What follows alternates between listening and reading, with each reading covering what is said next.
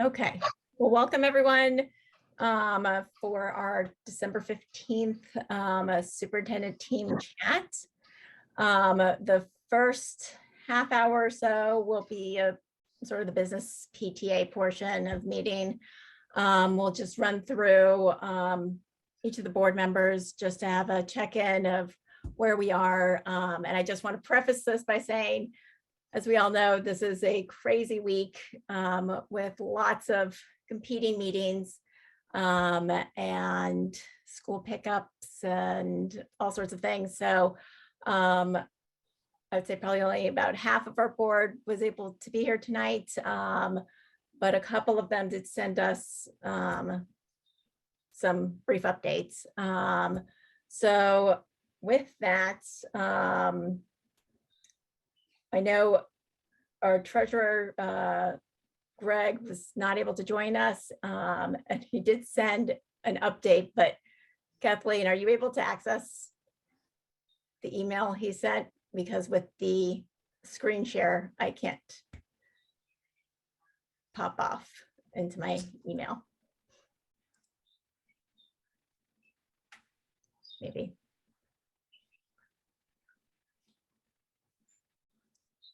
No, we're gonna have to put it up on the, we'll have to include it. Okay.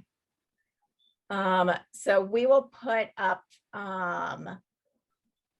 the financial reports through December 1st onto our website so that members can access it and approve it. And I'll send an email out to the listserv for that. Let's see, next is membership. And I know we have 109 members, basically is the update. And we know there are thousands of families out there. So we could definitely grow our membership. And we'll send out some more emails to join or rejoin over the next few months. So keep an eye out for those. And I think that was it for membership update, unless, yeah, okay. Let's see, we have fundraising. We have a new fundraiser this year that we finally got up and rolling. And hopefully everybody got an email about it. It's called Marketplace. And it is basically your go-to for easy meals. Just pop the box of stuff in the freezer and you don't have to think about it. SEPTA gets, I think, 10% of the profits. We already have 2 orders, which is very exciting. And it is just an easy way to raise funds throughout the year. So we hope everybody will check that out. And you can even make gifts with it for the holiday season. For our auction, we did decide to at least postpone it, perhaps until the spring. It was just too crazy. And everybody was sort of at the end of their ropes this fall with back to school and COVID and everything. So we'll be revisiting that in the spring. So keep your eyes peeled. Let's see. Listen, I think one thing to say about the marketplace, though, is that this is ongoing. So we're going to keep it open. So if you know that you don't want to cook for an extended period of time, you can order the meals, throw them in your freezer, put them in the crock pot. I mean, it's a pretty cool forum for the things that you can order. And I think there is a promotion for this month for, I think it's 4th Street Famous Cookies.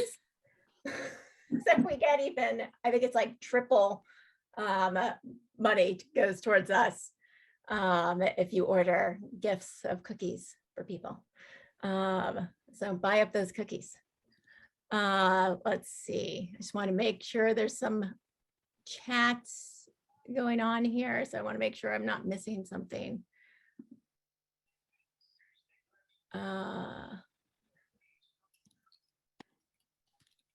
Nope, I think we're good.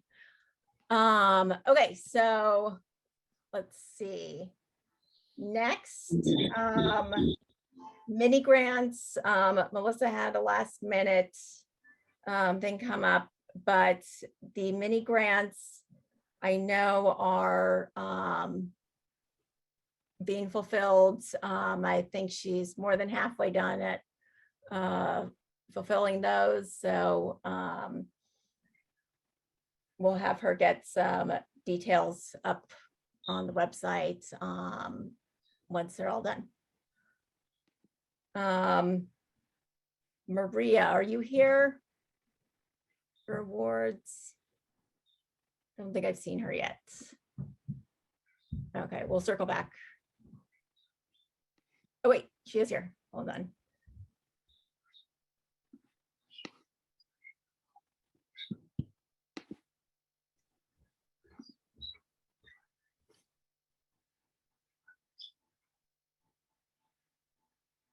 Were we able to get her, Maria?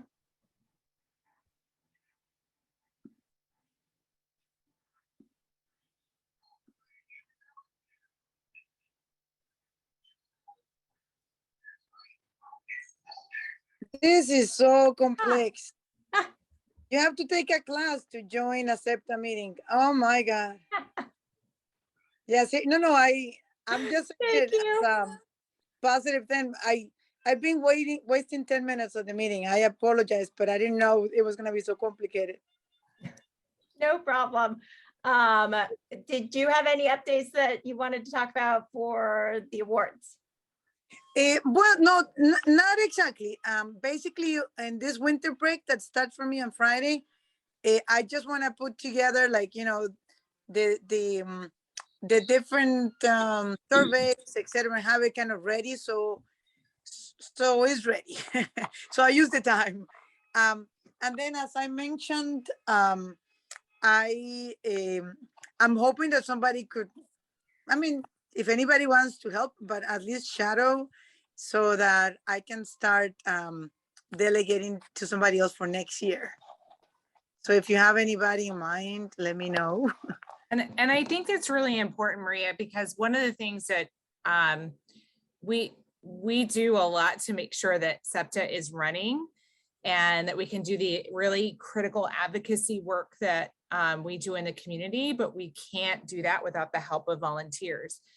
Right. So, you know, we are all very busy people, but if we, you know, this is one of those that's time consuming in the moment, but it is limited in time frame, right, Maria? Like we do this. Yeah, and it's very nice to do. It's very rewarding. It is. It is probably the interesting thing is it kind of overlaps with other activities, like, you know, like the science activity that we do and stuff like that, but not for everybody, I guess. Yeah.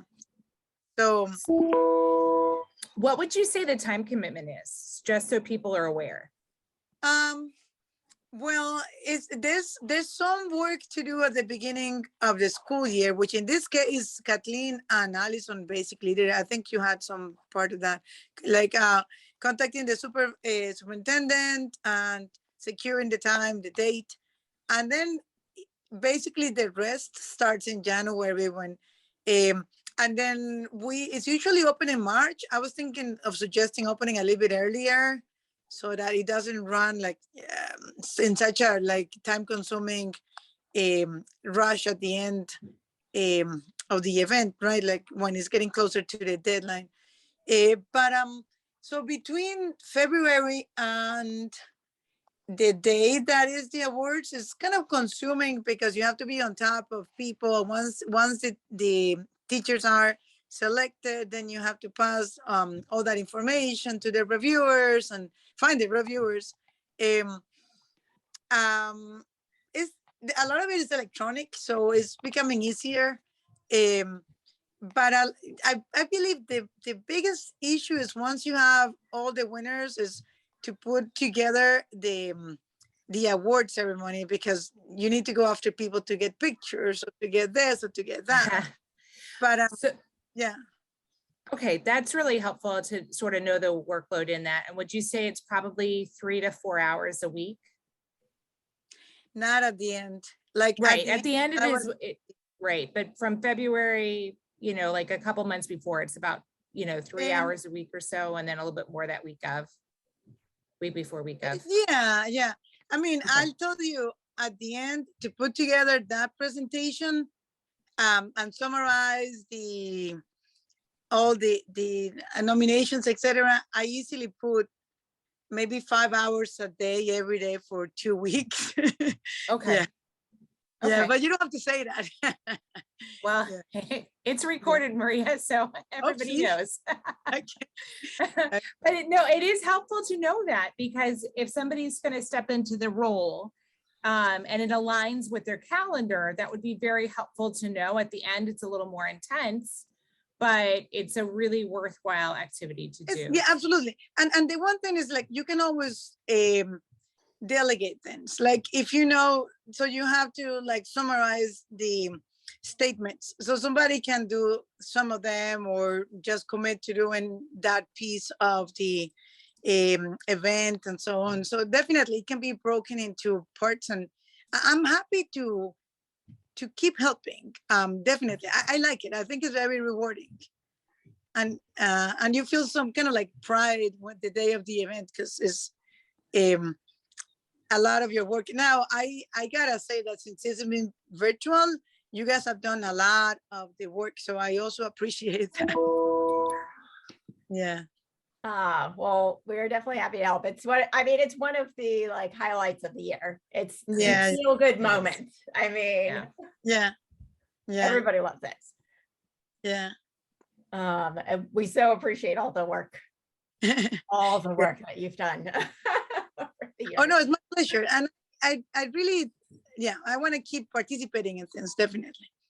Yeah. Okay. So if anyone is interested, now is the perfect opportunity so that you can shadow Maria, and it is a nice transition in instead of jumping in possibly solo. So this is a great year to learn the ropes. Thank you, Maria. My pleasure. We'll go on to Wendy Pizer. Hi, everyone. Here on behalf of the Advocacy Committee, and we've been busy on several fronts advocating for systemic improvements for students with disabilities in APS. So some of the things we've been working on these past few months have been advocating for improvements in transportation.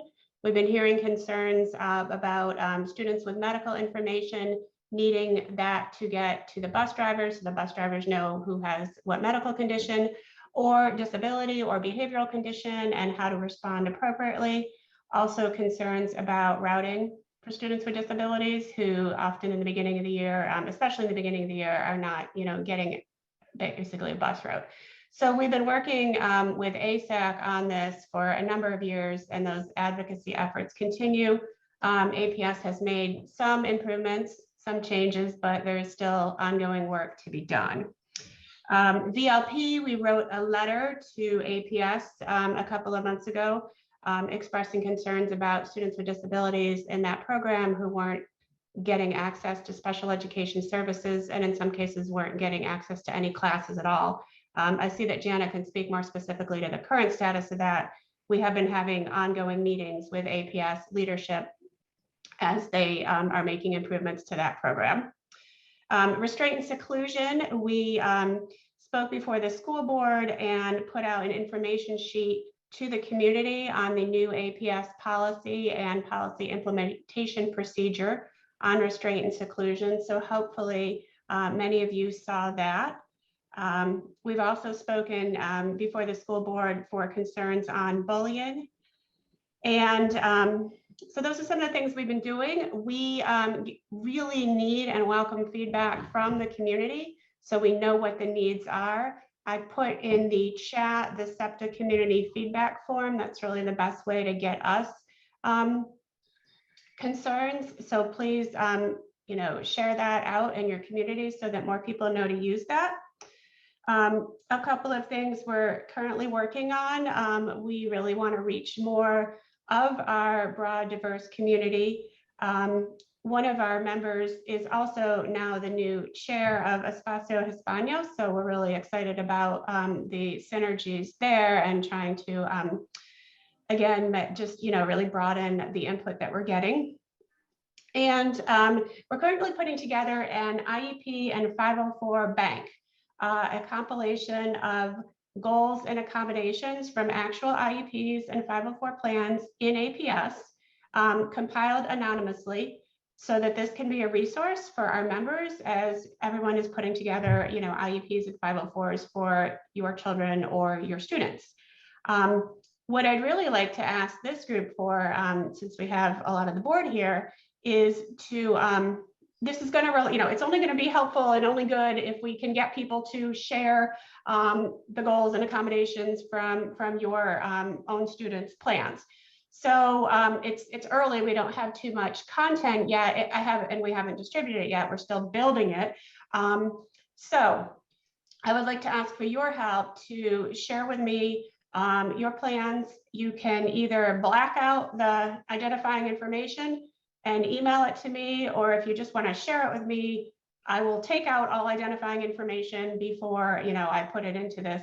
It's a Google Doc, and none of that will be in there. So however you're comfortable doing it, it won't go any further. I won't share anything. If I happen to see identifying information, I won't share it. It won't go any further. But that would be really helpful to us as we build that, so we can make this really a good resource for the community. And I'm going to put my email in the chat, and I think that basically concludes everything I was going to say.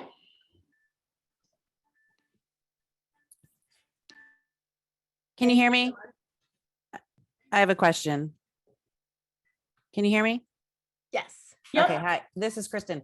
That sounds really exciting, Wendy. When do you think that Google Doc will be available for other people to add stuff into, or are you just going to be centralizing it? I'm going to be the one adding to it. You mean Okay. for people to see it? Is that?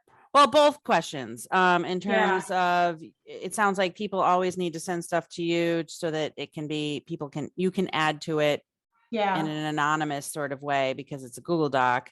And then when do you think you'll have something that you can post for others to see?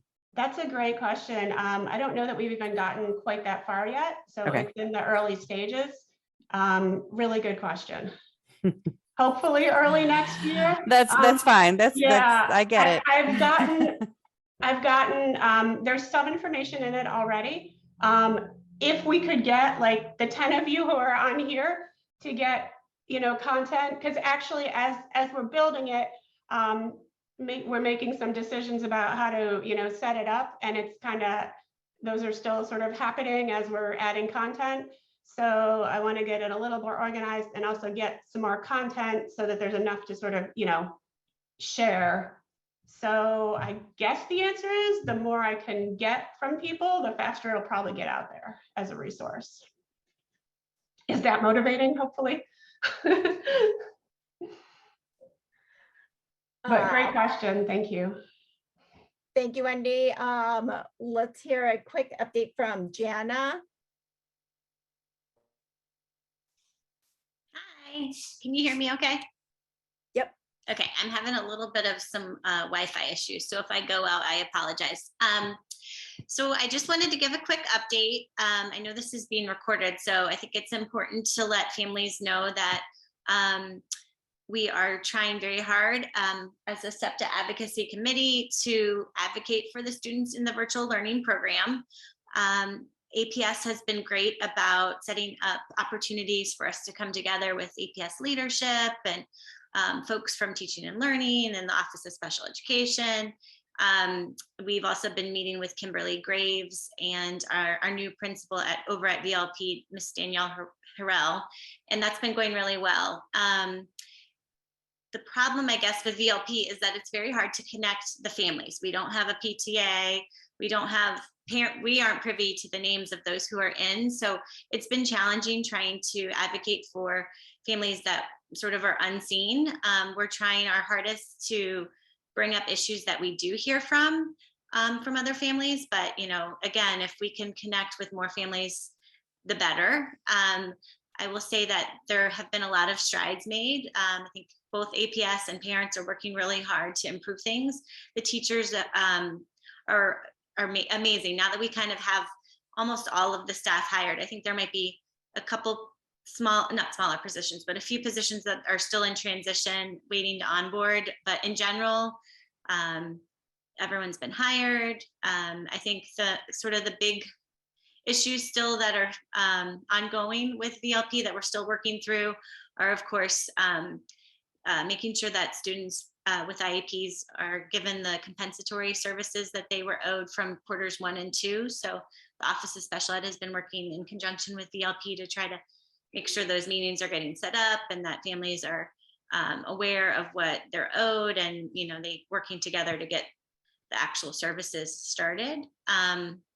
The other sort of big thing going on is really trying to figure out how to navigate students with disabilities and making sure they get their accommodations while in this world of third-party vendors. There are a great number of our students who have one, sometimes many classes that are provided sort of by a third-party vendor, and it's self-paced, and that's really hard for many of our learners. So we're trying to make sure that we're advocating in ways that will be helpful for those students and their families. Wendy put the advocacy at arlingtonsepta.org email address in the chat. That's a great way if you are a VLP parent and you want to connect and you have student or students with disabilities that are in VLP, or you just want to bring, you know, some type of concern to our attention, that would be really helpful. You can also go, I think, up to the top of the chat, and there's the feedback form for just sort of general SEPTA. You can drop it in there too in our community feedback form. So there's a lot of ways to get in touch with us. We actually have a meeting tomorrow set up with APS leadership. So we're excited to kind of continue the dialogue. And I do think we're making improvements. So again, if anyone has questions or updates, just let me know and I'll be happy to share those on with the team. Thank you so much. Thank you. So we only have a couple more minutes, since we do have a lot of questions for Super Team Chat. Cecilia and Kristen, do you want to give a very brief update? Yeah, sure. This is Kristen. From the parent liaison standpoint, we still have several schools needing parent liaisons. I'll drop those in the chat. And I apologize, we haven't done a whole lot this fall, but I hope to do more in this, you know, after the new year. One idea I have, and if anybody has any feedback on it, is creating a private discussion group among parent liaisons to just share ideas of what they're doing, you know, samples, all that kind of stuff. If anybody has any pros or cons, just let me know. And then, you know, I do need to get in touch with the Parent Resource Center after the break about getting a spring training scheduled. So that's the update there. Thank you. Cecilia, did you want to add anything? Just to, I guess, say we, our main focus, Wendy already alluded to it, is really outreaching more, and we've been discussing on many different fronts how to reach, and we have a lot of good ideas for strategies in the new year to do outreach to different groups. In the Spanish-speaking community yesterday, there were good ideas coming from the ASAC meeting for Spanish learners, connecting with that part. So that's sort of still strategically getting going, making the right connections with APS. We're disseminating all communications, SEPTA communications through the WhatsApp group managed by Dulce Carrillo, which goes out to a good group of the Latino community in APS. So that'll be the focus going forward, is a lot of outreach and based on hopefully new membership and a broader community, adding in activities that per interest in that community. Awesome. Thank you so much, Cecilia. And with that, we will move on to Super Team Chat. We will have Kathleen, do you want to kick it off? Sure. So welcome everybody. Very excited to have everybody join us here. I want to point out we have our ASL interpreters on. So people that are in the panelist area, if you can turn off your cameras if you're not speaking so that we can highlight our interpreters. Caitlin is interpreting now, and Lane is the other interpreter. So you can pin those to the top of your screen so that you can see that if you need interpretation. So we're super excited. We have Dr. Duran and team here tonight. And I think it's really important for everyone to know, like, this is a huge team effort to help our students with disabilities. So kicking off tonight, we started with a question. Allison, if you want to flip to the next slide. All about vision. And so we want to, I think it's really important to understand the direction that we're headed. It's really easy for us to, see the things that maybe aren't right now. But I think it's even more important to know, okay, where do we want to go and how are we going to get there? And Dr. Duran, you came into APS, 3-4 months into the pandemic. So would love to hear from you tonight on what your vision is and what do you see the biggest challenges to special education in APS? Thank you very much. It's a real pleasure to be here. I'm so excited to be able to share that question. As you said, coming in during the pandemic, most of what we've talked about has been around the pandemic and how we basically have gotten through the safety measures that we've needed, but that's not visionary in terms of where we need to go. That's what we've had to deal with. So for me, my vision for really thinking about moving forward for special education and APS is how do we reimagine and also continue the successes for our students to be able to be more included in our classrooms, number one. Number two, how do we make sure that we're really, truly meeting the needs of our students? And I have the vision of, all students being first and foremost a student, not a student with disabilities or a student that needs English learner, a student first and foremost, and we're focusing on them as individuals. I think right now what I've seen a lot, and it's not just here in APS, but we've unfortunately seen a shift over the last few years in education to not really look at individual students, but to start putting them in groups and just making assumptions about groups or what their needs are. Certainly there are clear needs that our students that in special education have, but we have to think beyond that label only and think about what are the possibilities.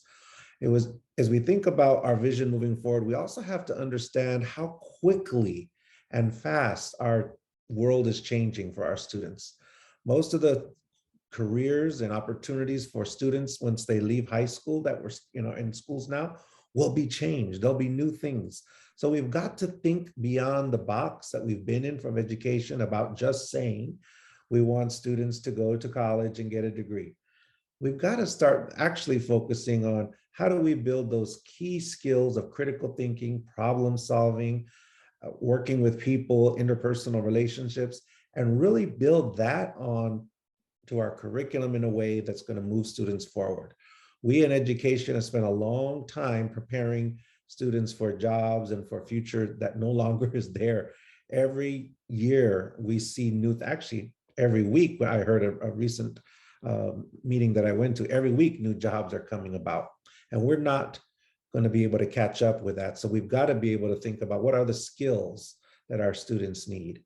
And so again, when I think about special education, I think about all students in special education are students first and foremost and need all those skills. Then we have to understand that there are some areas that we may need to provide additional support for students. Some of the biggest, and I'll connect that to the challenges that I think that you've asked me about in the same question, and that's really building an inclusive mindset and the culture that we have from all, whether it's administrators, whether it's teachers, to really think about what is our mindset around students who are receiving special education services. Are we truly thinking about them as individuals and as students? I don't think we are in every case. And so that's a big challenge, is changing the mindset and the culture of how we think about our students. Also, what's a huge challenge, and it's not just for special education, but for so many things in APS, and that's the consistency that we need across our schools. One school may be doing something very well, another school's not doing it all, or we set forth an expectation at the division level of something. We don't see it happening across all of our schools in the same way. And that has an impact on our students and families. Another big challenge, of course, is more and more time for our educators to learn, to be able to adapt to what I was just saying a few moments ago, the change of where our students will be in the future. We have to help our educators and support them more in a way that's going to help advance our vision and supporting our students. And then the big elephant in the room, of course, that we all have to talk about currently in terms of the challenges, of course, the learning needs that have resulted from COVID and the pandemic, and particularly our students in special education. There were very great efforts made by our teachers. They reached out. I was very impressed to sit in on some of their virtual lessons that they had. But there were many needs through virtual learning for, particularly in the area of some of our students in special education, that we were not able to, through virtual learning, provide what they needed fully. So that is a big challenge that we have to face. That's like an immediate one, that's right now. And then long term, how do we continue to change the mindset, change the culture? How do we move the needle in terms of thinking about those skills that we're helping our students develop? And how do we become more inclusive of all, and not just on paper, but truly in how we interact with students, how we interact with parents. And that's going to take some time, but that's what I'm excited about being able to work on. Fantastic. Thank you so much. Allison, do you want to flip to the next slide? So this next question has to do with the 5-year plan. So for those people that don't know, the 5-year plan, we're really, I think, 3 years out now. But the idea is we had a consultant come in and identify areas of opportunity with special education. And, we have these consultants come in on a pretty regular cadence to understand, again, these opportunities. So where do we stand, with the 5-year plan, and what impact did the pandemic have on it? So currently the 5-year plan is, well, with the consultants you referenced, the PCG group, our Office of Special Education does meet weekly with them still currently to think about professional development, to continue to develop some resources. We're connected to our plan, looking at our data and some making adjustments. But clearly the pandemic did have an impact on us, because we had to shift our efforts to making sure that we were doing all that we could to provide what our students needed. And so, in the immediate sense. And so it did take us off track a little bit, but we're working back this year to get back towards those goals. It is being implemented and we're working on it. There are elements of it that still need to be put in place. Some of them are budgetary, but many of them, as I said in my last question, was about professional learning. A lot of them are the professional learning that needs to take place, and the time. And we don't have all the time due to the pandemic. We've had to focus the time for professional learning in a few other areas, in a few other ways. So that's a big chunk of where we had to step back a little bit. but we didn't stop it. My team, they continue to meet weekly with the consultants, and we're continuing to look at data and seeing what we need to do moving forward. Perfect, thank you. Allison? All right. We'll move on to the topic of inclusion. We had a few questions here. First one being, what is APS doing to ensure full resources are available to commit to the 80% of students included 80% of the time? Well, one thing I'm very thankful to Heather and Kelly, they have put together a working group who began to look at some of the planning factors. And for us, our planning factors are how we budget. So it's what are the formula that we use to give staffing to schools. One thing that they have done through this work that they're working on in this working group, is to really identify that that's been a barrier for us here in APS, how we over the years have not appropriately staffed and provided resources to fully include students with disabilities in the general education setting at the goal that we would like for 80%. And some of the planning factors that go way back, I've been learning in my time here, they go way back to the 90s actually. And there hasn't been a lot of revision to that. And so if you think about all of us who've been around working in education since the 90s, the model and the supports that we had in place for students with special education were very, very, very different in the 90s. It was a very different approach. And so we have not, through our budget and our resources, taken a real deep dive. There have been tweaks along the way, but a real deep dive. So that's been the first thing that has taken a lot of work and will continue to take some work and will require major budget investment and changes for us moving forward the next few years to correct that. Because it's impossible to say to a school, we need you to work on, and we provide another thing that they're doing in our Office of Special Education, doing a great job providing professional learning to teachers and assistants on inclusion. How do you include co-teach, working with the principals on that, reviewing master schedules and how you schedule. But at the end of the day, all of that is great, but if you don't have the right staffing and you're not budgeted properly, then it's very, very difficult to do that. So both balls are being juggled at the same time. And that's the work that I really want to commend Heather and Kelly for leading that work with several individuals, principals and others. And that's something that we'll still need to work on over the next, coming years as quickly as we can with the resources needed. Yes, and I want to give a shout out to you for the planning factors. That's such important work. And thank you, everyone who participated, David and Kathleen. From our side, it sounds like a lot of work and a lot of really important work. We look forward to seeing that put into action. The next question we got was, can you talk to the successes and challenges of the inclusion model sites?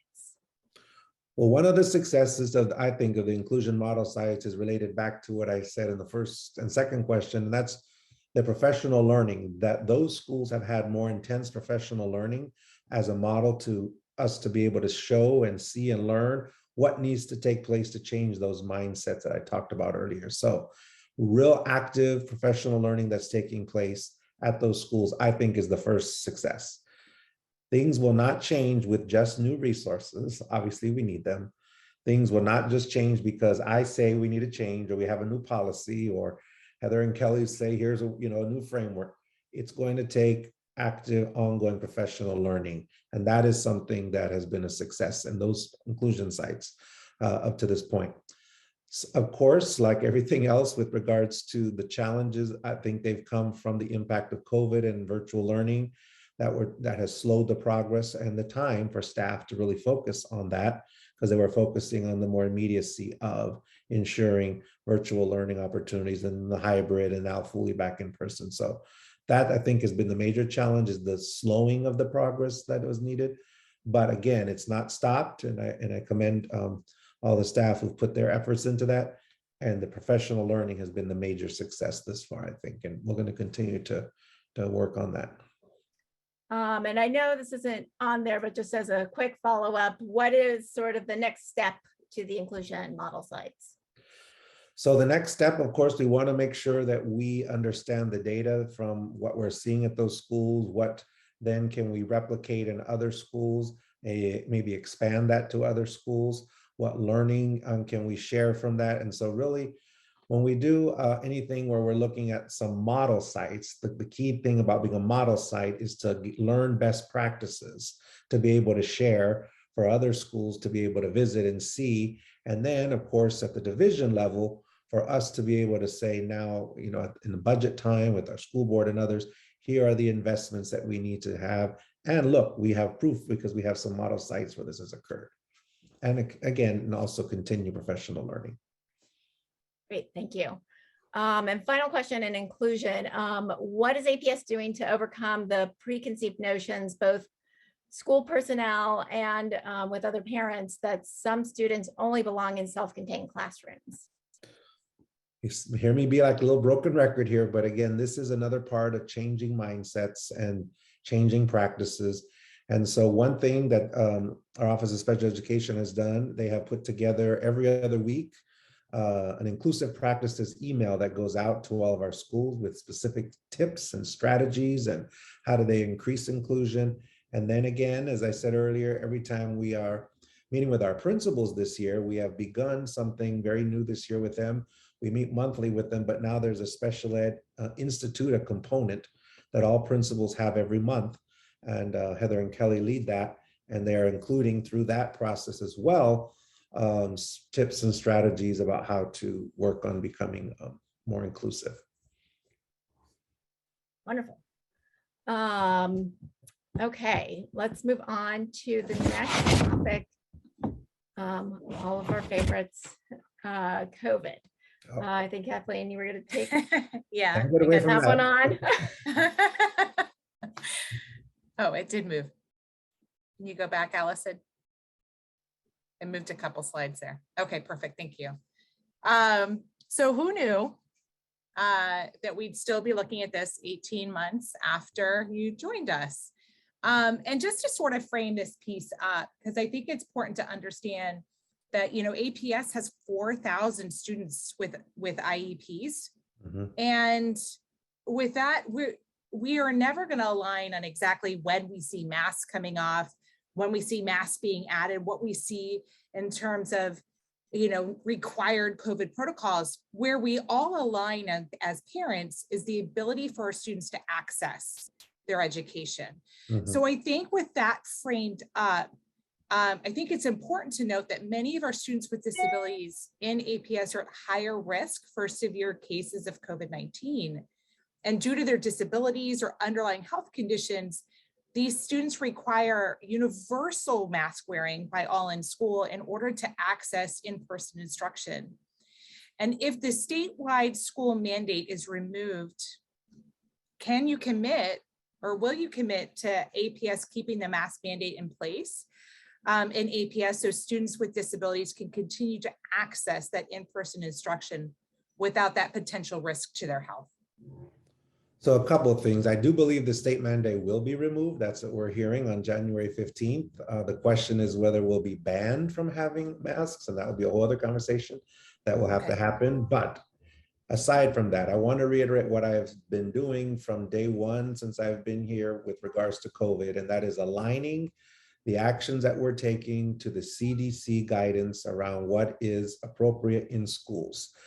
I had issued a mask mandate before the governor did his executive order, because at the time when I did that, CDC had said that that was the best mitigation strategy for this. The other thing that currently, and I'm not a health expert, which is why I've been aligning to what CDC has said, and I will continue to do that. Even though people think, you know, after all this time, you should be an expert in health. Nope, that's not my training. So I will be very closely working and monitoring what CDC says and working with our local health department as well, Dr. Varghese.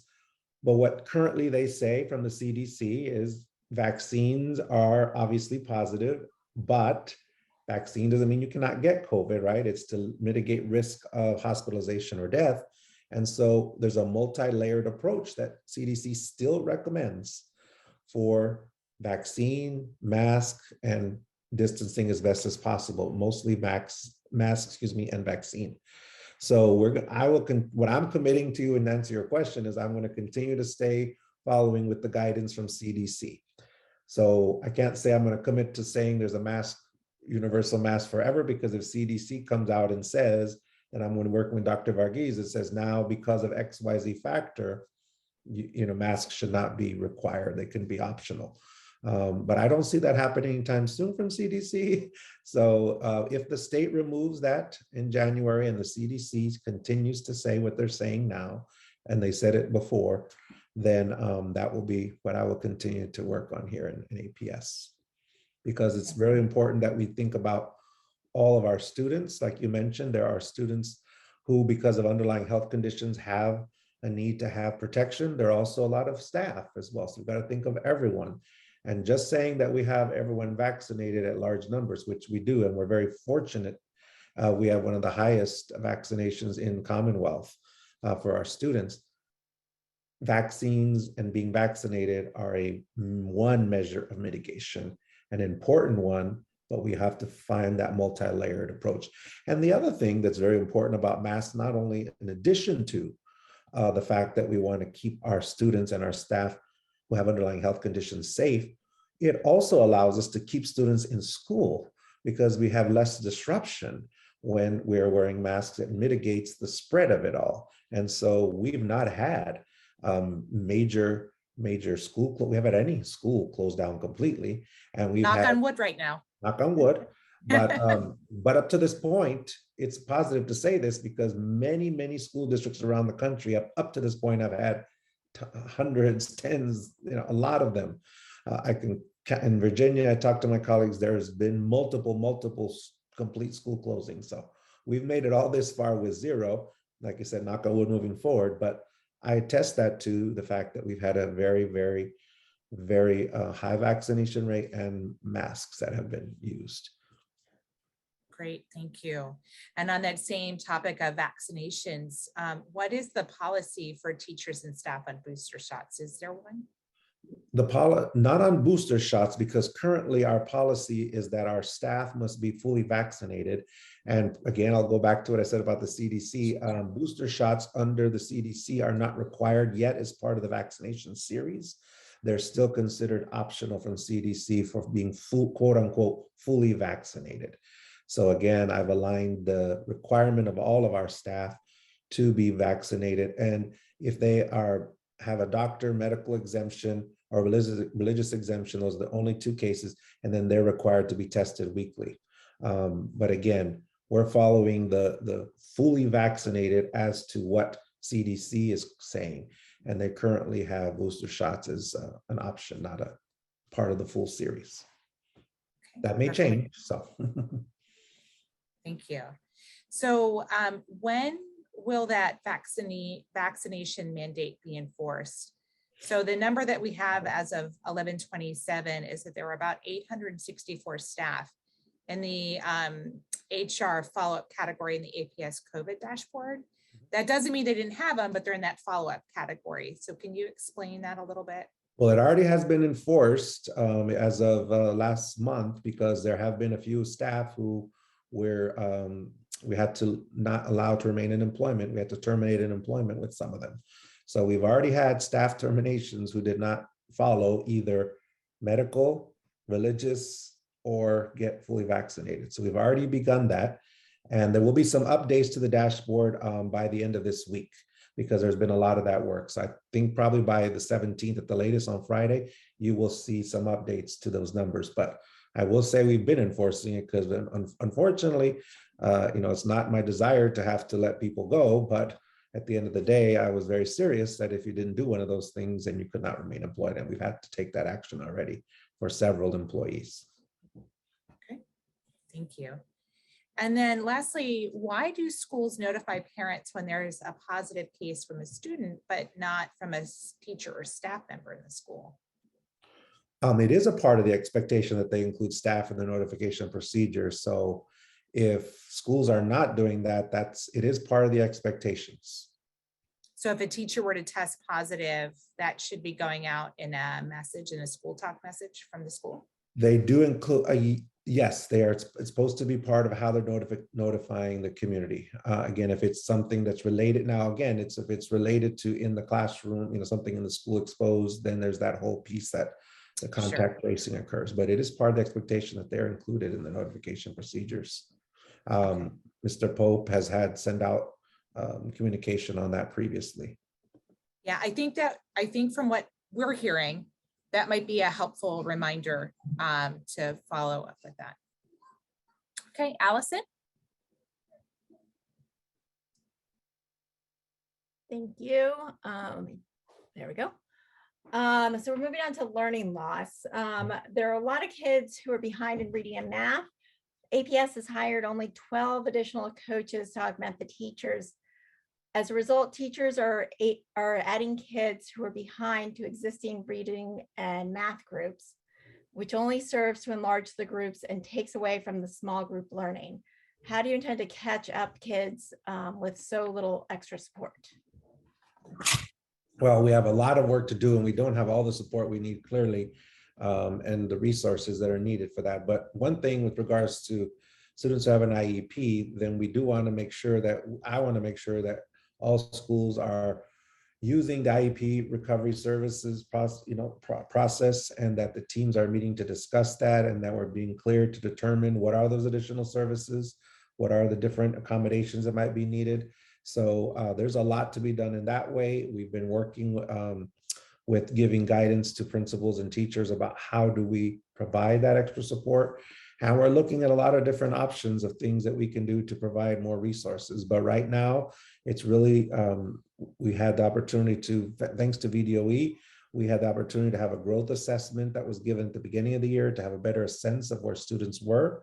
We've been shifting in the area of reading to our new, at the elementary level, our new resources on DIBBLES and having that as a tool. And that's been very, very, very intentional for giving clear data points to teachers and schools on what are those needs, because saying a student is behind in reading doesn't really help us know what we need to do. But if it's certain skills that we can identify, then we can begin to make sure that the small group instruction, the interventions and the resources that we have put in place can be targeted to meet those needs. So I think that what we're seeing when we look at just at the general level of saying, well, students aren't performing well in reading and math, we now need to do more to give teachers resources. You'll also see this Thursday at the school board meeting, we had some closeout funding that we did not anticipate, but basically since schools were closed last year, we didn't spend as much, and then some of the pandemic relief that helped us. So we are proposing that we will in January, if the board approves my recommendation, have additional math and literacy resources that we can purchase. Because one thing we're hearing from our teachers, particularly in math, is the resources that they need. And our under Ms. Loft, our supervisors in math and supervisors in literacy have come together working with teachers around, here are some additional materials that are needed. And those will also help with the data that we have to be able to support students in those groups that are needed to help them with their needs and catch them up.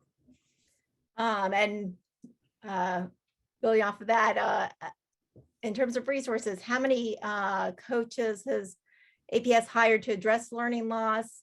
How many more are you planning to hire? How are they being distributed? So forth. So right now, we, again, based on our budget that we've had, we have not had the resources to hire a bunch of new coaches. So we're looking at different learning. You may have seen the grant that was put forward by the state. We will be getting some funds from that. VDOE through ESSER funds from Washington was given about $107 million to help provide us supports in school divisions. And they said we would all get some of it. One of that is to address unfinished learning. And through that, we are looking at how we can provide monies to hire individuals to do some of that work. And so that's something we will be hearing about very soon from VDOE, our application. I was at a meeting this morning and they shared that all school divisions in Virginia put in some really good plans. So they're going to make sure that we all get some funding from that. But right now, that's been an area that we've not had resources to add a whole bunch of new additional staffing in that way, but we're looking at those grants and future opportunities. And the next question, are tutors available to any child with an IEP who is significantly behind in learning? Should the IEP team determine if a child needs a tutor? Also, since it is hard for elementary age kids to focus beyond the school day, are tutors available to help catch up kids at home on the weekends? So I'm going to see Ms. Loft. Can you answer that question? I'm not 100% sure on the tutors and that question. Ms. Loft, are you able to answer on that one? Sure. So really, if a student with an IEP needs, if the IEP team determines that the child needs a tutor, then that would be something that the Office of Special Education would be working with the parents and the school-based team to determine, what's the child's availability, sort of what's the capacity. Often when we, for example, have done recovery services, or with some of the compensatory services that we've been providing for our BLP students, we want to make sure that, the child isn't overly tired at the end of the day, or, that we're not overloading the child as well. So certainly want to keep the sort of capacity, social emotional piece in mind as we're identifying what tutoring services might look like for a child that the IEP team had determined would benefit from those services. But in response to that question, that's certainly something that, or a resource that we can be looking into. Great, thank you. And I think we're moving on to behavioral supports and assessments. Thank you. So no shortage of tough questions here from our audience.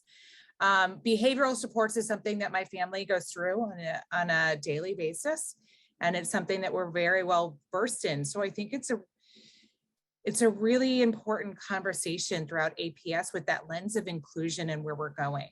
So what specific interventions is APS using to support students experiencing challenging behaviors while still keeping them in that least restrictive environment? When would APS conduct a functional behavioral assessment, and when is it mandatory? And lastly, what are the interventions and steps before that FBA takes place?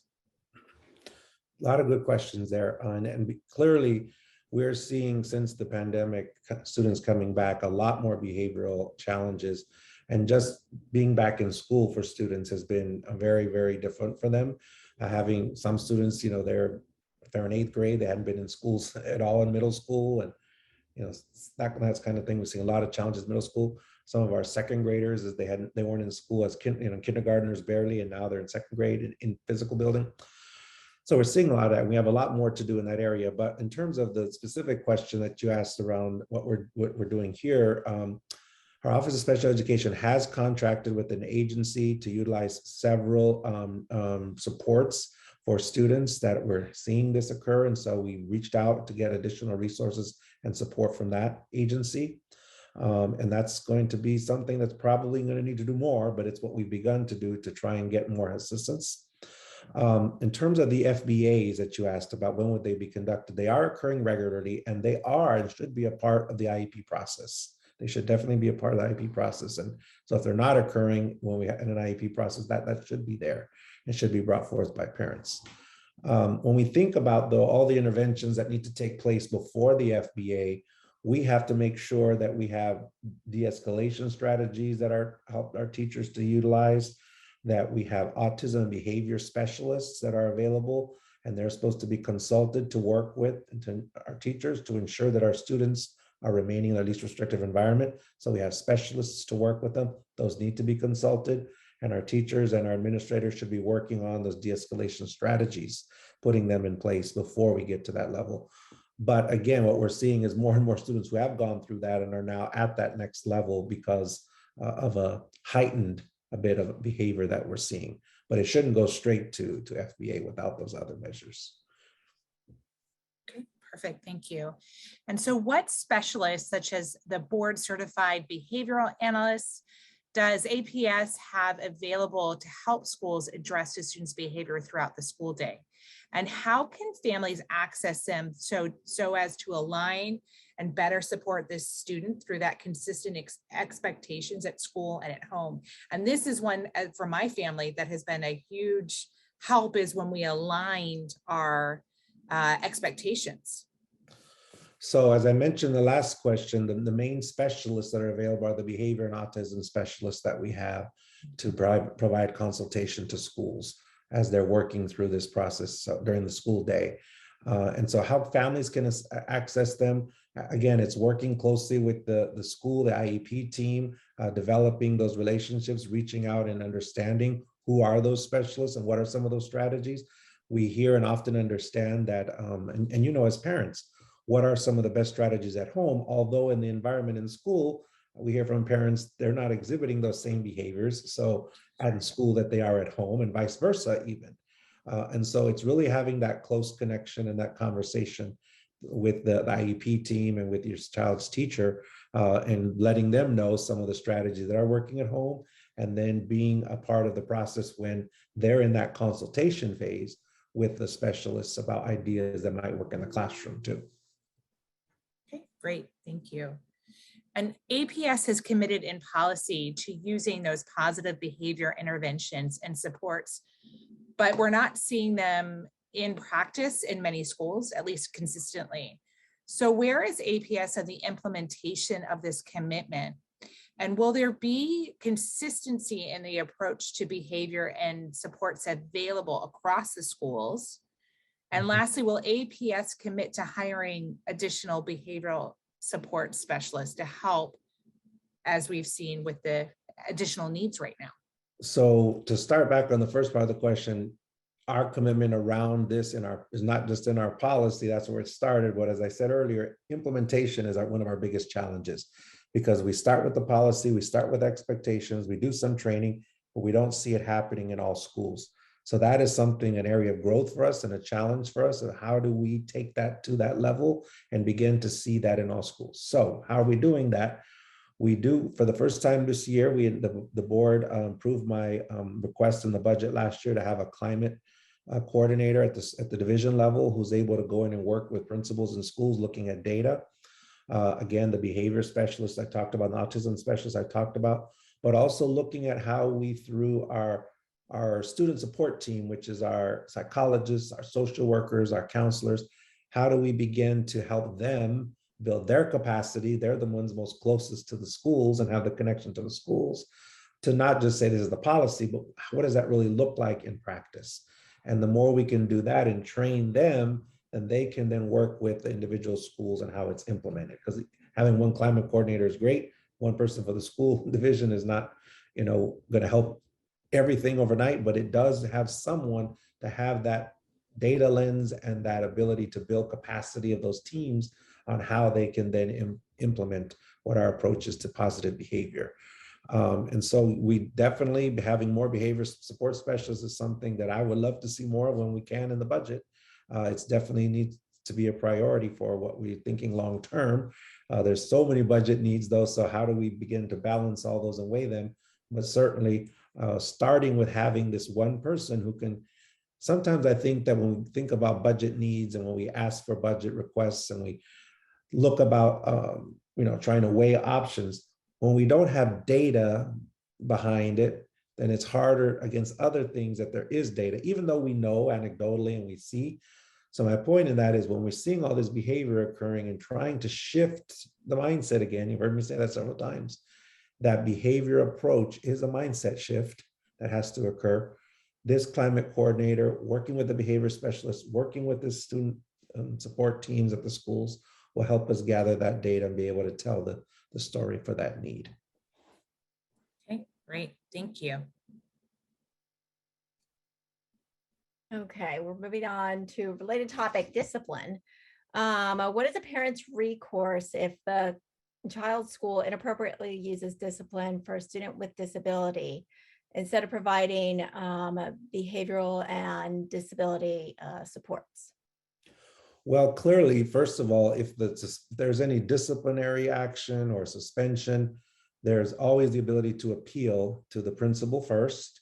If that's the person that it's occurred with, then and they uphold that and don't feel that they agree with what they've done, then there's the ability to make an appeal to our administrative services department. The climate coordinator I talked about works in that department as well, but that needs to take place within 10 days of the suspension or an action. Parent would need to bring an appeal there, and that is then reviewed by that department. That department is also under our Office of School, our Chief of School Support, Ms. Graves, Kim Graves. So she would be the one that would make the final determination on that if there is an appeal. But there's also really important that parents are, and I know most of you probably on this call are well-versed in MDRs and manifestation terminations to make sure that schools are doing that, and will help parents who don't understand that process, because when there is a discipline occurrence, there has to be a determination that that was not a result of the student's disability. And there's a process that schools have to go through and have to make that determination and submit that. And this Office of Administrative Services, that's something they look at when that appeal is taken to them. They want to understand, did you go through that process? And if you did, how did you make that determination? So there is a review, and that's actually what occurs at that level for a final determination. And since I know we're running close to time, I'm going to jump over a couple of questions here. What is APS doing to address the disproportionate discipline of students with disabilities and students of color with disabilities? One thing, we have a disciplinary committee that has been working on tracking data and making some guidance, providing guidance to us on some changes. One big change is our new student code of conduct that's coming out, and we've already put draft of what it is on our website, but it's not been fully put out because we're missing the last piece around our SRO MOU. But what you will see in that new student code of conduct, I'm very happy about, is more non-exclusionary options for student behaviors that consider their age, because if they're developmentally making some poor decisions, it's not about needing a consequence, it's about helping them understand and learn at the developmental level that they are from their age.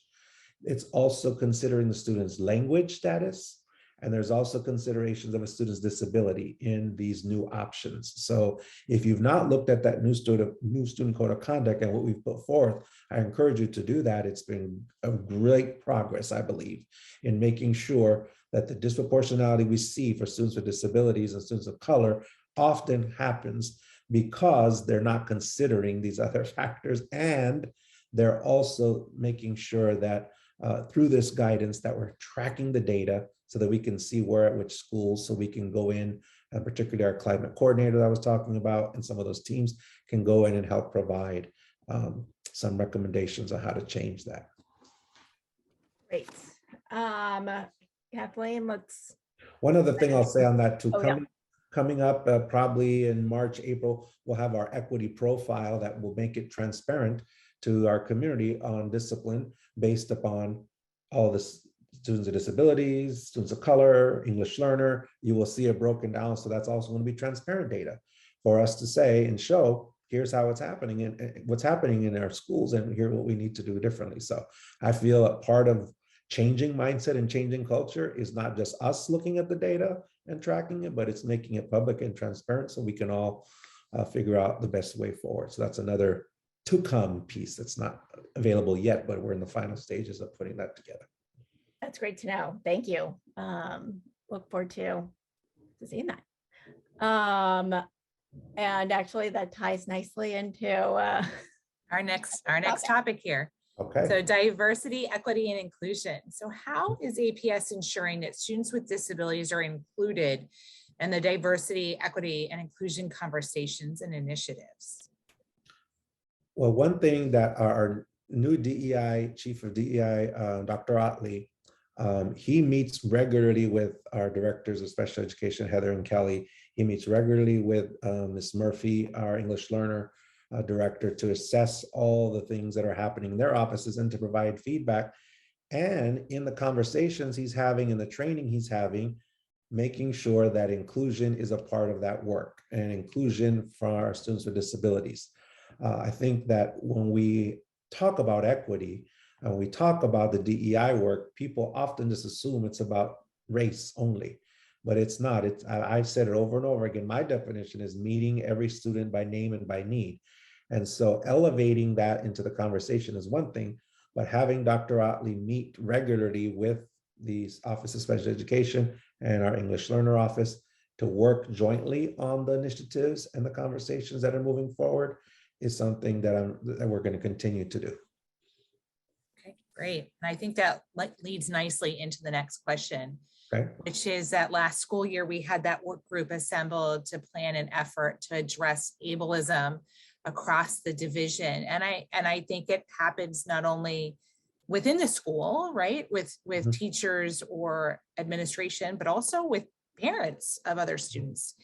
And that committee stalled towards the end of the school year under former Chief DEI Officer Aaron Gregory. So with the addition of Dr. Otley to your staff, will that effort resume with that ableism group? And if so, when? So I don't know when it will, but I have been speaking to Dr. Otley about making sure that work is resumed and that conversations start again. So I will take that back as a to-do list to make sure I see where we are in that effort, but that is something that we definitely want to continue to work on and address for sure. Okay, perfect. Thank you. Next, you've talked a lot about professional development, which is great. And we had some questions. What training does APS currently require of all instructional staff on supporting students with disabilities in their classrooms? And is it a part of APS's professional learning framework with the expectation that students with disabilities are included in general education students? What plans do you have going forward regarding professional development on disabilities? So we do have several ongoing trainings that are taking place for our teachers, whether it's on IEP writing, whether it's behavior, how to work through behavior. We have several trainings on that. Working with autism, transportation, planning, for which some of the has to happen, particularly in the IEP process, data collection, and then inclusive practices. And that's the one I think that we have some, but we need to do more on. So moving forward, I think when you asked the question about the plans for professional development and students with disabilities, I think it's inclusive practices is the one that we need to do much, much more of, and more with our general education teachers. I think right now, a lot of the professional development we have, which is great, is mainly with our teachers who teach students who are with special education as their endorsement, right? The teachers who are special education teachers.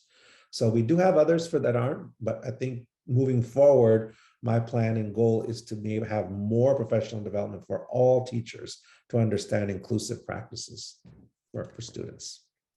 And a little bit more detailed here is what professional development plans are in place or will be provided to teams of more complex learners to guarantee coordination among all team members and service providers that all necessary accommodations are in place.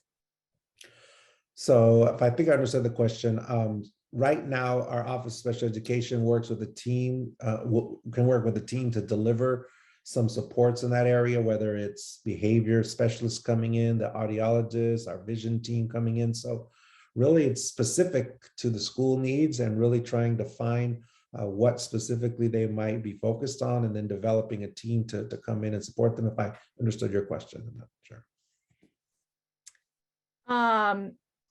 I think it's just more focused on meeting the needs of more complex learners. And so, what, go ahead. Sorry, go ahead. So I think, yeah, as we think about more complex learners, again, it's going to need to be very specific to what their needs are. Are they behavioral issues that are needed in terms of the complexity? Is it, what is it about the specific complexity, and then developing a plan where Office of Special Education can work with the team to then go and deliver that. So it's very tailored to the needs of the school or that classroom, perhaps. Okay. And let's try to fit in a couple more. We're moving on to autism and social skills, which was a big topic that came in the questions. And Allison, we're okay on time. We have until 8:30. Oh, okay. Well, then there you go. Yeah. Okay, so the first question that came in here is sort of a higher level comment on where her kids are, and then some questions that follow here. So I have 2 autistic children in APS, and I've directly observed disparities across Arlington schools and their understanding of and ability to educate students with autism. And APS says that all schools here are able to educate autistic children equally, but in looking closer at APS's autism programs, first, why is there a preschool program for children with autism, a secondary program for students with autism, but nothing offered at that K-5 level, as many of the students on the autism spectrum struggle with the inclusion model that most elementary schools offer? Why do only 2 middle schools offer SPSA and not all of them? And lastly, how does APS plan to address these inconsistencies? So I'm going to ask Kelly to talk a little bit about this question. I know that we do have MIPA and at pre-K and elementary and secondary, and I know that that's an area of focus of ours. But I'd like Kelly, if you can talk a little bit more about the details on this question. Sure, no problem. Yeah, so if I'm understanding the question correctly, we do offer our MIPA classes at, we have our mini MIPA for preschool, and then we have a K-5 MIPA program at several of our schools, and then MIPA both middle and high school. Our secondary program for students with autism is only at secondary. We don't actually offer those classes at elementary or pre-K. So I don't know if I answered that correctly to whatever the question was getting at, but we definitely have programs in elementary for our students with autism. So in the, maybe not in so much of a restrictive setting, so that they are tailored, push in support, pull out support, small groups as you get into secondary that are not available at the elementary level. That might be, when you think about a classroom of 27 students in it right now, Mhm. that is a lot. So is there someplace in between? Yeah, I think that's an opportunity for us to grow a little bit more at the elementary level, to look at our opportunities for our students with, more complex needs, as the question right before, with whether it's communication needs, whether it's self-regulation, social skills, behavioral, to be in those gen ed settings with their non-disabled peers for the majority of their day, and be adequately supported so that they're successful. So I do think that our work in looking at the planning factors and looking at the resources that our schools need to be able to fully support our students is an area that we need to continue to develop and grow. But I mean, I think we are building it, and we are setting expectations that, we really need to, even annually, look at where our students are placed and where their services are provided, and really making sure that they are looking at that least restrictive setting. Okay, great. Thank you. Kelly. The next question in here is, there seems to be gaps in programs that serve students with autism across APS schools. So there are students that sort of fall in between that, qualifying for secondary program for students with autism, those dedicated social skills classes, MIPA. So how will APS plan to better serve the range of students with autism across all schools? So when we think about the range across all schools, I think that's really important that we work with our school-based teams to embed those social skills and executive skills that are needed throughout the school day. And we really have to try and make sure that we're working to build opportunity to not have to remove them from their least restrictive environment to get that. And so that's the area of focus moving forward, is building school teams' capacities to build that in throughout the day. And that's part of the work that we're working on right now. Okay, great. And then the last question on here is, how do schools decide what students qualify for social skills classes and instructional studies? There are many more that would benefit than qualify now. I think every student across APS now could benefit from social skills classes, student with disability or not.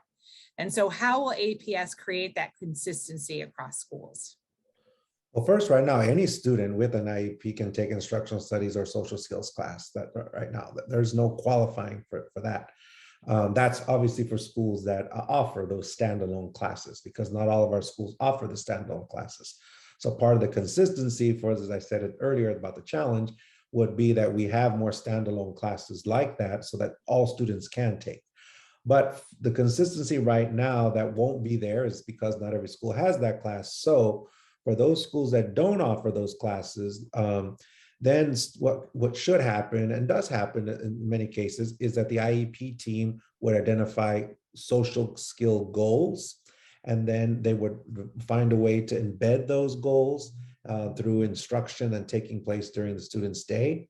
And so that's what should be happening if any parent has a student at a school that does not have a standalone social skills or instructional studies class. But if there is one at your school, then they don't have to qualify. They actually can take it. Okay. Okay, thank you. That's good to know. Okay, so now that I know we have the luxury of time, we're moving on to reading and dyslexia. How consistently are staff now trained on structured literacy? At present, how many teachers are trained? Well, this is an area of great success, I believe, in our efforts, because all of our K-3 teachers had structured literacy training during the pre-service, every teacher. So if they were hired beginning of the school year, everyone had that training. Obviously, we've had teachers come on board and be hired after that pre-service week.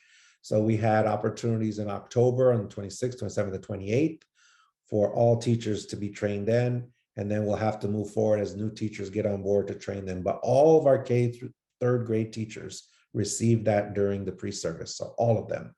And I'm very, very pleased and thankful to all the work that our Office of Academic Staff have done to provide that training, because this is one of the most important changes that we have made to support not just students with dyslexia, but also all students that have had literacy and reading challenges.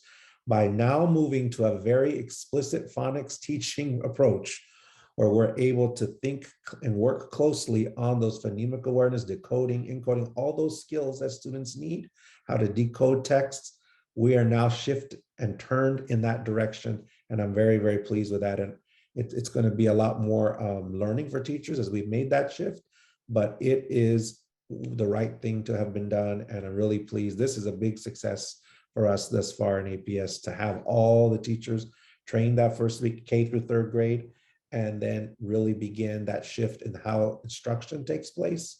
That this is really huge, and I'm really pleased and excited about that. It's great. And I guess just as a quick follow-up, what sort of training is going on beyond the K through 3? So there's other training. 4th and 5th grade teachers have had some of that training as well, as it was offered. There's all for the change to the structured literacy, science of reading, but then we've also had self-paced courses for the 4th, 5th grade teachers to take. A platform we call Frontline, which is like our online learning. So there's courses on there that they can take on how to teach reading, the science of reading, lesson planning for that purposes, how to use some of our interventions. Those are all available for the 4th or 5th grade teachers at the elementary level as well. And then our secondary, we've begun thinking about what that looks like. What are the literacy needs as a division? And we're still working on those. But the focus that we did this year, where we got all teachers trained, was at K3, that foundation year, providing then 4th and 5th grade teachers options online for them to do self-paced courses that would connect to teaching literacy and reading.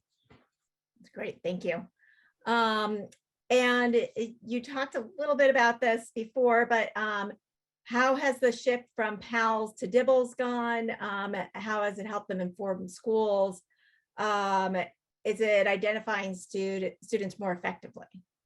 Yes, this is another area of great success. DIBELS has been amazing in what is provided for us in terms of information. It is informing us many more students. In fact, 29% more students were identified in DIBELS via PALS.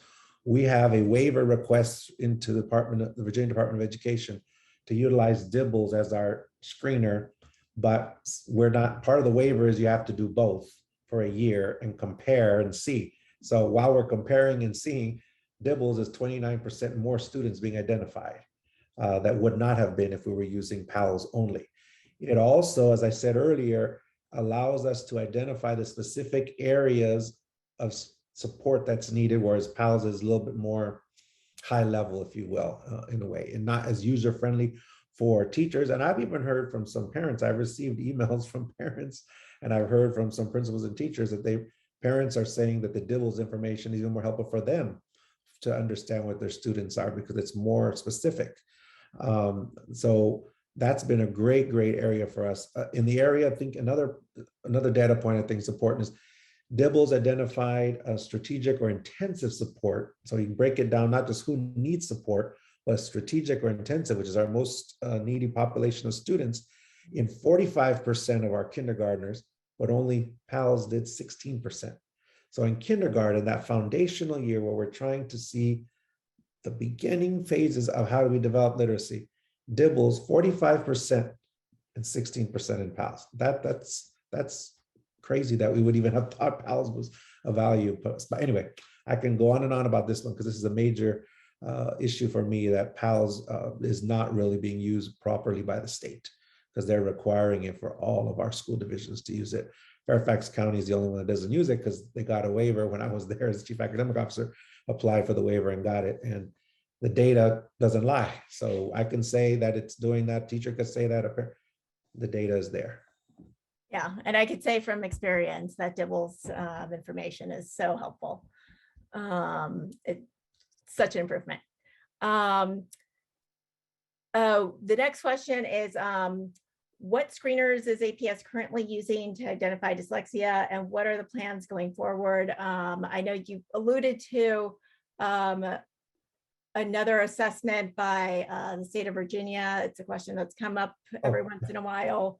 I think that might be what this one is touching on. Well, the screeners for dyslexia are a collection of data points that we use, DIBELS being one we just talked about a minute ago. There's classroom formative assessments that are given in the literacy program that we're using. There's Lexia that people are probably aware of as an intervention. So there's a skill report that students get from Lexia. Our school psychologists do observations and they have their own assessments that they do. And so it's a large group of data points that are put together to see how our students are having reading difficulties that could possibly dyslexia base. And then there needs to then be looked at all together to make a determination for whether they have that as a concern for us to provide them resources and support. Right. And let's see. Next. Eligibility. So I think this was a tough one last year. I remember looking at principals and assistant principals trying to figure out how they were going to get through all of this testing. So first part of this question is, have schools been able to catch up from the backlog of eligibility testing during COVID? And then next is, has there been an influx of referrals since students have been back in schools? Well, I do know that testing has resumed, and people have been really focused on it since we've been back in school. And for the most part, a lot of schools are catching up or caught up, but I will defer a little bit more detail to Heather or Kelly if you want to add more about the influx coming in. And you see this on a regular basis. I just hear about it from often, but not the daily interaction that you have with this. So my understanding, though, that most schools are pretty much caught up or in that final phase, but Heather or Kelly, if you can add any more to that. Sure, I'm happy to respond. We, during the school closures, when we were kind of in between the virtual learning and hybrid, we developed a plan for virtual assessments. We were able to knock a lot of our backlog out virtually. We also set up testing sites that were safe for students and assessors to come together. Sometimes they were in separate rooms with a glass wall between them. We had a variety of different techniques to evaluate students. So we did make a lot of progress prior to schools opening. Since schools have opened, we have definitely continued with that effort. We have been able to evaluate students and maintain our timelines. As far as the question of influx of referrals, yes, there has been a lot of new referrals.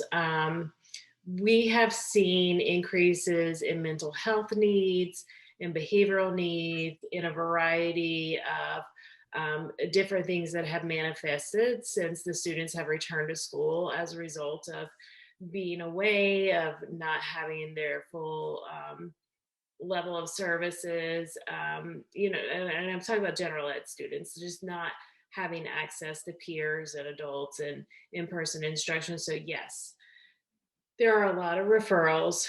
We're sorting through them. We're trying to be very thoughtful. Is this a disability, or is this a result of the trauma that some students experience?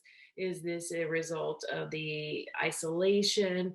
So we're working through it. We're using all of our resources to assess and evaluate and make sure that we're making very thoughtful decisions about each student's path forward, and that they get the appropriate services, and that we're still looking at the least restrictive interventions for all students. So there are things other than special education that can help students who may not actually have a disability, but may have experienced a really, really challenging time over the past year and a half. Heather, since you touched on that, maybe for, I've been through the eligibility process with 2 of my children. Maybe could you give sort of an idea for parents that are maybe just going through this for the first time, the length, the duration of this process? Because I think some people are like, my kid's struggling, I need help now, right? And there are things that can be done immediately, but in terms of this process, it's a more complex process. Could you just touch on the timing for that? Sure. When a student is referred to the school support team for any sort of discussion about their challenges that they're experiencing, with the referral comes, and then within 10 days the team meets, including the parent, and they discuss what's going on with the student, what's their progress, how are they doing, and they look at what interventions can we put in place. Let's put some things in place and see how the student responds to that. And then we're going to come back to the table. We're going to look at the data as to the response to those interventions. And then we're going to determine, do we need to either change the interventions, or do we need to move forward in a process to collect more data? And sometimes that means like engaging in the special education eligibility process. So it's not a fast process, as far as you come in and you're experiencing some challenges, and we identify you with a disability and we put you in special ed, because we want to really make sure that we're making every decision in the student's best interest and aligning the services and interventions that they get to the challenges that they're experiencing. So our teams are very, very motivated to help these students. They are very engaged in the process. Just because it may take multiple steps doesn't mean that the student is not getting help along the way. Every step is like working towards intervening in that student's educational experience or social emotional experience to engage them, to pull them in, to figure out what's the underlying issue that's really impacting their experience at that point. Thank you for elaborating on that. I think that's very helpful context for parents to understand. And then since you alluded to the fact that there is an influx of referrals, can you share any non-identifying data? Like, is it a bunch of second graders because the last time they were in school was kindergarten? Is it middle schoolers? You know, what is it for a specific disability? I have to tell you, it is across the board. It's our general education students, it's our special education students, it's our kindergartners, it's up to our 12th graders. Every single person has been impacted over the past 2 years, and every single person is experiencing a different reaction to what they've gone through and what they're dealing with returning to school. So it's not one specific age, it's not one specific demographic. It is across the board. This is extremely challenging year for all of our students. It's hard to hear. I appreciate the candor with that. And maybe we can talk offline about some strategies where SEPTA can help support some additional resources for parents in this field. Absolutely, absolutely. Okay. Allison? Thank you for that. It is definitely hard to hear, but thank you for all your work on that. For the next topic, we're talking about AAC users and the communication program. What training is currently being offered and what training will be offered in the future to the team members working with AAC users? Specific training names, number of hours, training programs other than LAMP. And how will parents of AAC users be included in AAC use and teaching plans in order to ensure consistent use between home and school settings? So there's currently like over 15 or 16 different trainings, multiple hours. We can get to the exact titles of those. I think that was the question. But there have been over 15 different training modules that are several hours that have taken place for teachers. So and school teams. So I can get those specifics to you for the names, but there's been quite a few. And we have more that are coming, over 12, probably 10, 12 more that are becoming in the springtime.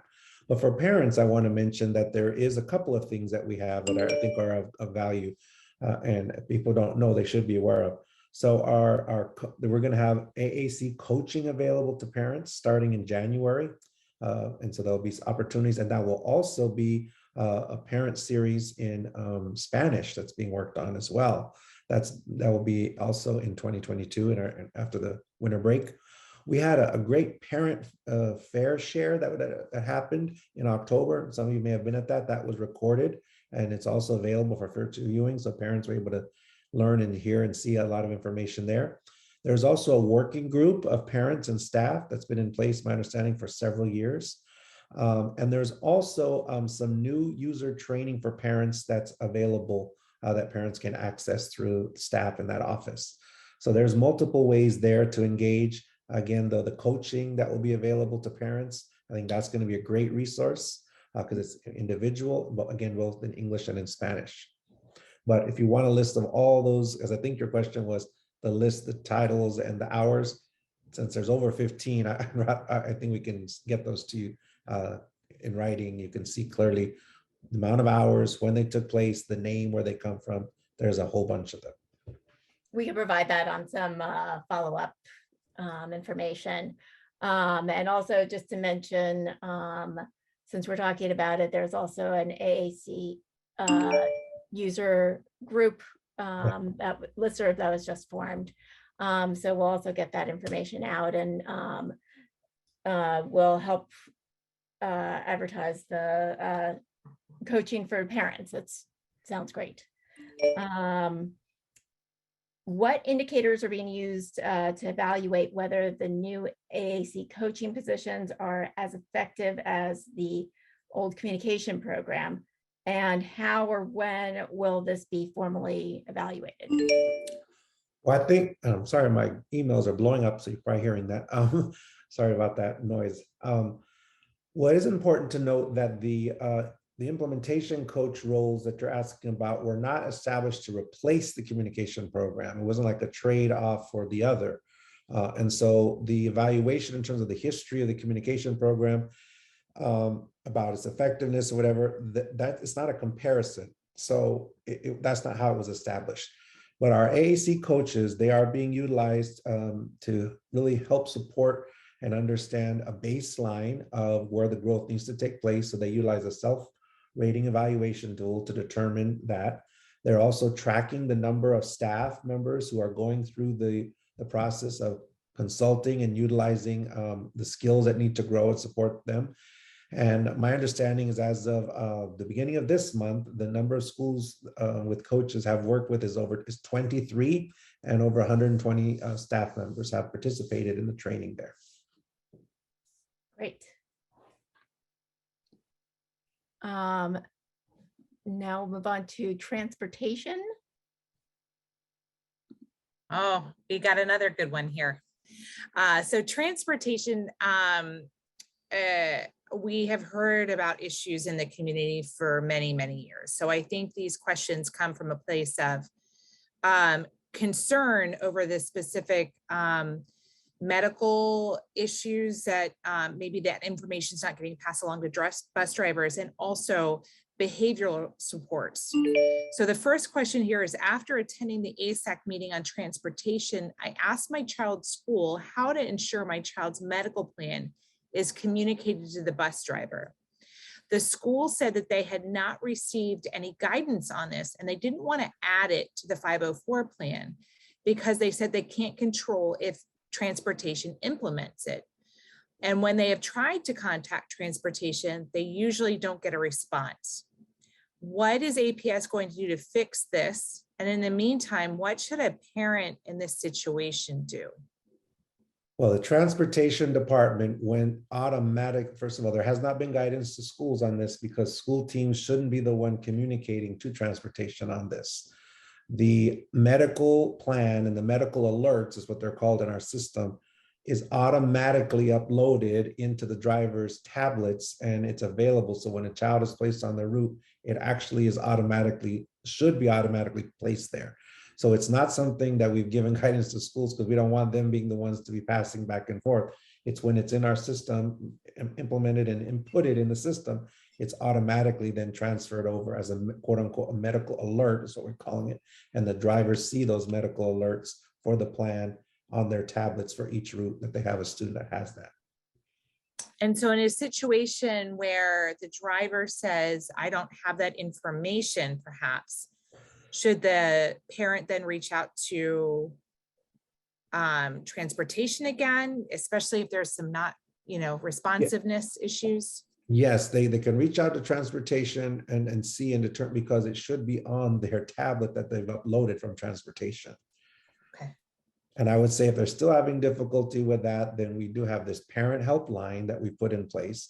I would encourage them to call the parent helpline, because that is a person who can, if they're not getting the right answer from the right department, can connect the right individuals. Because I have heard sometimes that people call transportation and have not gotten a call back. So we have developed this parent helpline that actually transportation has been very responsive to that helpline, because we track the data on the calls there.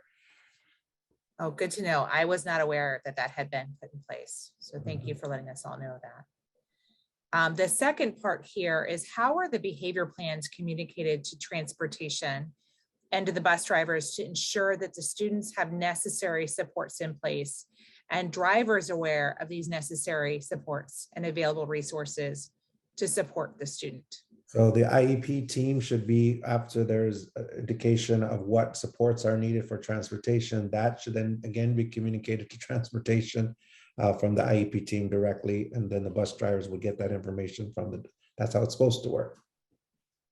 So if it's not working quite like this, and then we're not getting the response as a parent from transportation, we can call that the parent helpline. I would encourage them to do that, yes.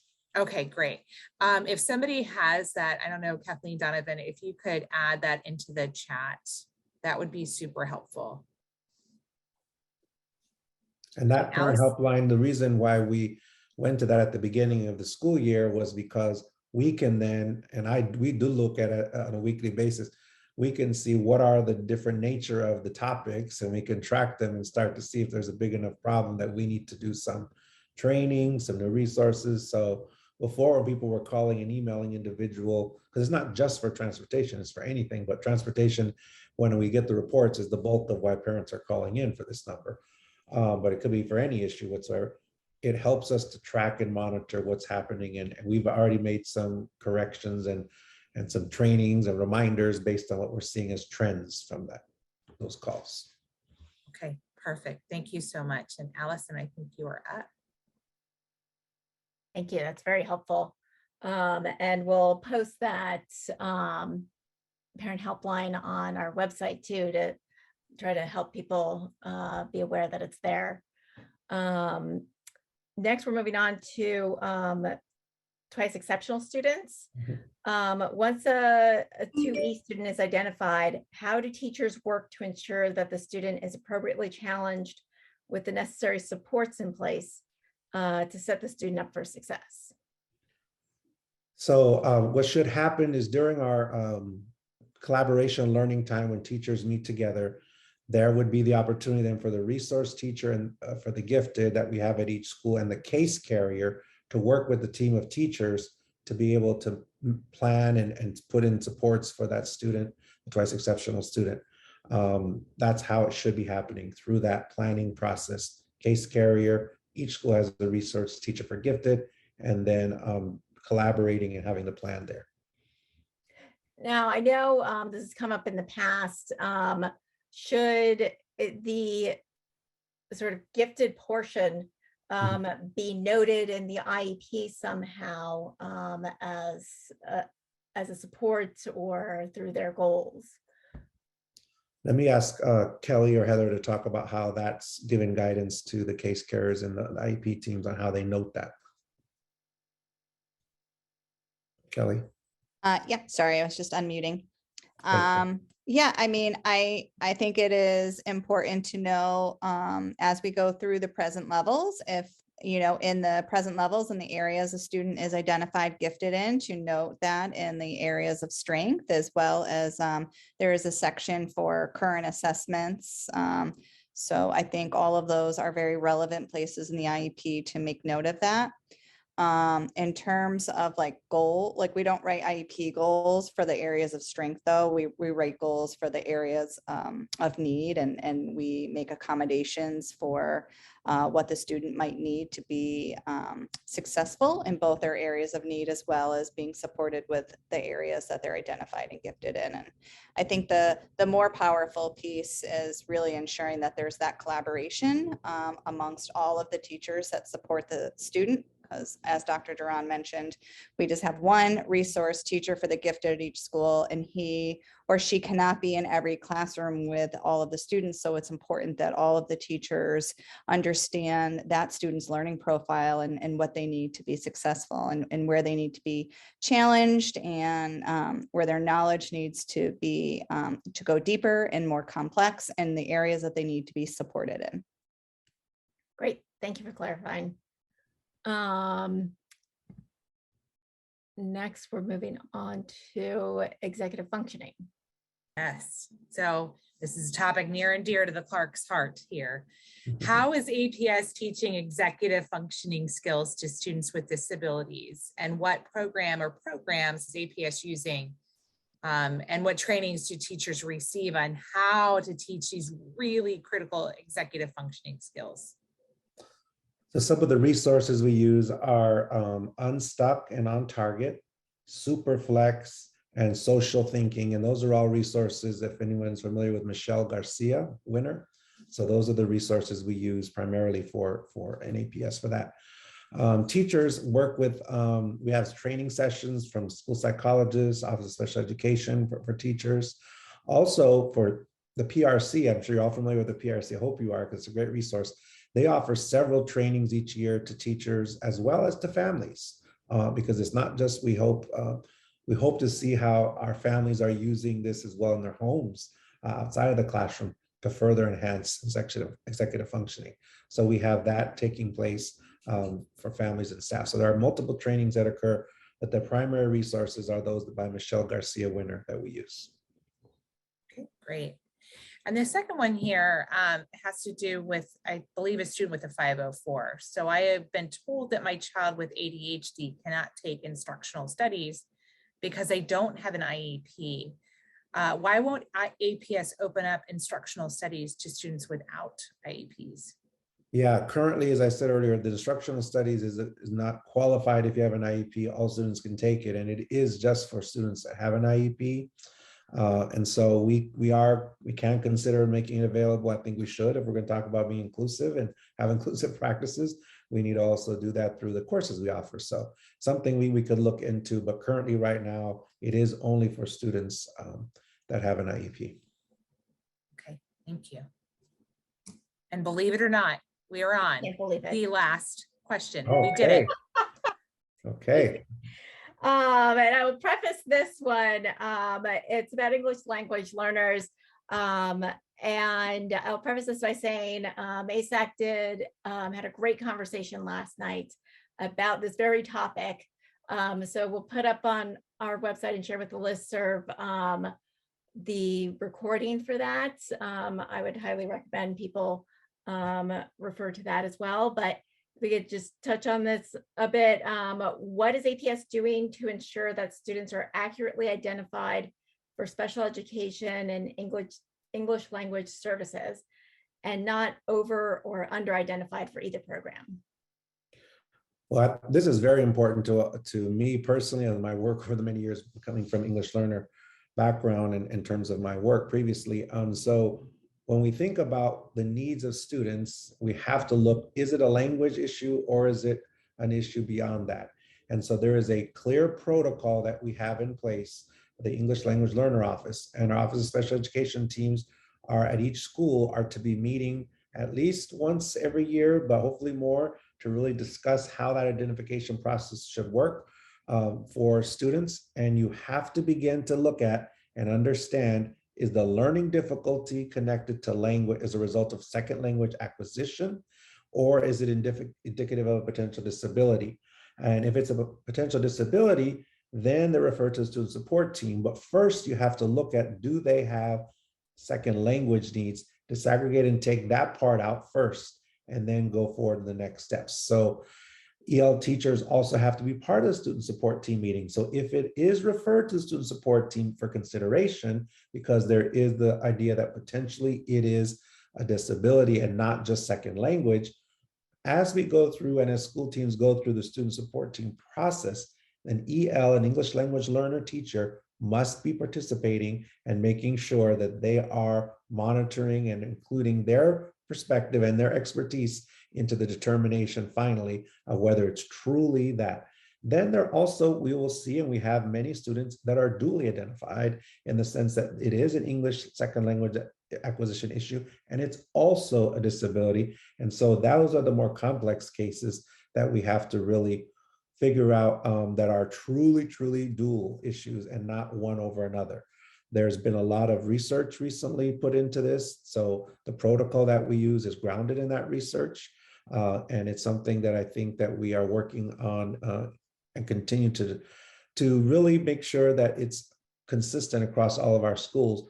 But again, there's multiple steps through that process that should be put in place as guardrails to ensure that we're not identifying someone for special education simply because they've not learned or mastered English. And I cannot believe this, but we're right at 8:30. There we go. With that question. Thank you so much, Dr. Duran, for your time answering all these questions. This was an extraordinary feat to get to all the questions and all the thoughtful answers that you provided. You're very welcome. And I want to thank definitely Kelly and Heather, who are our amazing directors, Office of Special Education. None of what I talked about in any of my answers would be happening without their leadership. And so I really, really want to commend them Ms. Loft, who's the Chief Academic Officer, for her support as well. But we have two amazing leaders here, Heather and Kelly. I hope you all know that, how passionate they are about supporting our students with disabilities. And they are the advocates and also those individuals that are helping to ensure that all of our schools have that consistency that we need. So I want to just commend them, because all that I talked about is really the work that's happening through their leadership and guidance. And I'm happy to just be on the side to support them how I can, but I want to commend them for all of that. And the one question you asked, we'll make sure we send you, because there's a long list of trainings, and it was a very specific question that said the course titles and the number of hours. So I want to make sure we get that specific information to you for that. But it was a pleasure, and I really, really thank all of you for staying strong in your advocacy and holding us accountable to make sure we're doing what we need to do for all students. I really appreciate that. It really means a lot to me to see so many parents that are actively engaged and making sure APS does what we need to do. And so we have a lot more to do. And so we got to continue that partnership and continue working together. And thank you for that. Thank you very much. And happy holidays and happy new year. Yes. Happy New Year. Thank you everybody for joining. We will post the video on our YouTube channel for anyone that missed some parts or anyone that had to cut out. And that should be up by tomorrow afternoon. And let us know if you have any follow-up or questions. Anything else, Kathleen? Can we just give a quick shout out to Caitlin and Lane for joining month in, month out and helping us with these presentations. Thank you very much. Okay, I think that's it. All right, thanks everybody. Have a great evening. Thank you.